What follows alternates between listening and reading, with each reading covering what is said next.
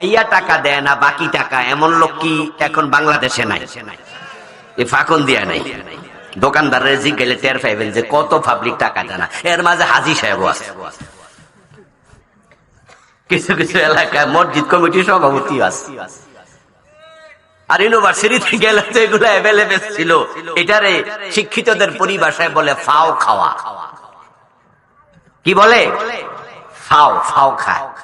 ইউনিভার্সিটির ক্যান্টিনে ব্যবসায়ীরা ব্যবসা করে, আর নেতা গোছের ছেলেরা ওখানে খাইয়া টাকা দেয় না। কয় যে আমরা চিননি, কলাল্লারে আমরা চিননি, আমি অমুক দলের নেতা। টাকা দেয় না, ফাও খায়। এই জাতীয় জালেম জাহিলিয়াতের যুগে না, বর্তমান যুগেও কিছু জাহেল, কিছু জালেম আছে না নাই? দোকানের বাকি টাকা খাইয়া টাকা দেন না, এমন যদি কেউ থাকেন, আপনিও একটা জালেম, আপনিও সেই যুগের একটা জাহেল। আরে কত দোকানদার গরিব মানুষ, তার ব্যবসায় পুঁজি ছিল 1 লাখ, বাকি দিতে দিতে এখন 30,000ও নেই।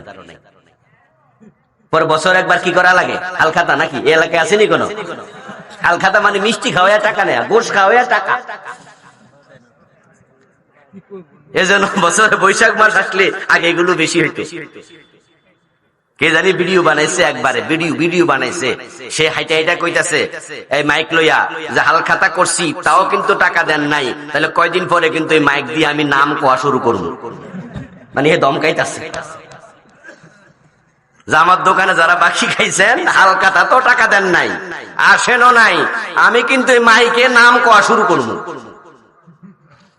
তখন ইজ্জত থাকবে না, টাকা তাড়াতাড়ি দেন। ওই জাহিলিয়াতের যুগে কোন এক ব্যক্তি ওই ব্যক্তি থেকে মাল নিয়েছে, টাকা দেয় না, জোরাজুরি করেও টাকা নেওয়া যায় না, মাস্তানি করছে। তখন সেখানকার কিছু ভালো মানুষ বলল, আল্লাহর ঘরের সামনে এত বড় খেয়ানত, এটা হয় কেমনে? ঠিক আছে, অন্যায়কারী যারা আমরা প্রতিরোধ করব, একা তো পারবো না, একটা সংগঠন বানানো দরকার। তখনই বানানো হলো হেল্পফুল ফুজুল। ওই হেল্পফুল ফুজুলের মাধ্যমে প্রিয় নবীজি মানুষকে বললেন, ভালো হও, ভালো হও। বলতে বলতে নবীজির বয়স হয়ে গেল 40। শুরু করলেন কত বছর বয়সে? ওয়াজ বাড়িতে নিয়েন, কত বছর? 17। এখন বয়স 40। কত বছর গেল? 23। দীর্ঘ সময় দাওয়াতি কাজ করলেন। এবার একটু হিসাব মিলাইতেছেন, আচ্ছা এত বছর তো দাওয়াত দিলাম, দেখি কয়জন ভালো হয়েছে। মক্কার লোকেরা তো আমি চিনি।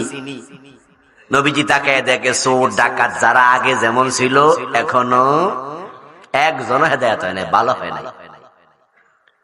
প্রিয় নবী চিন্তায় পড়ে গেলেন, ভাবলেন যে ঘটনাটা কি? বলতেছি তো কাম হয় না, ওষুধ খাওয়ার পরও জ্বর কমে না, এমন ঘটনা কি হয় না?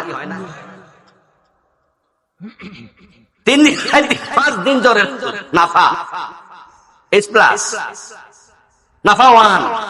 নিজে নিজে ডাক্তারি করে অনেক খাইছে, ভাবছেন যাইব গা। পরে ডাক্তারের কাছে গেছেন, ডাক্তারও খবর টবর নিয়ে আরো কিছু অ্যান্টিবায়োটিক দিয়ে দিছে। 7 দিন পরও জ্বর যায় না, আবার ডাক্তারের কাছে গেছেন। ডাক্তার তখন বলে 2-4টা পরীক্ষা করো, ডেঙ্গু আছে কিনা, ম্যালেরিয়ার জীবাণু ঢুকলো কিনা। যদি ডেঙ্গুতে ধরে আর ম্যালেরিয়া ধরে, তাহলে কি নাফা কাম হইব? ভিন্ন ঔষধ লাগবে। ডাক্তার পরীক্ষা নিরীক্ষা করলো,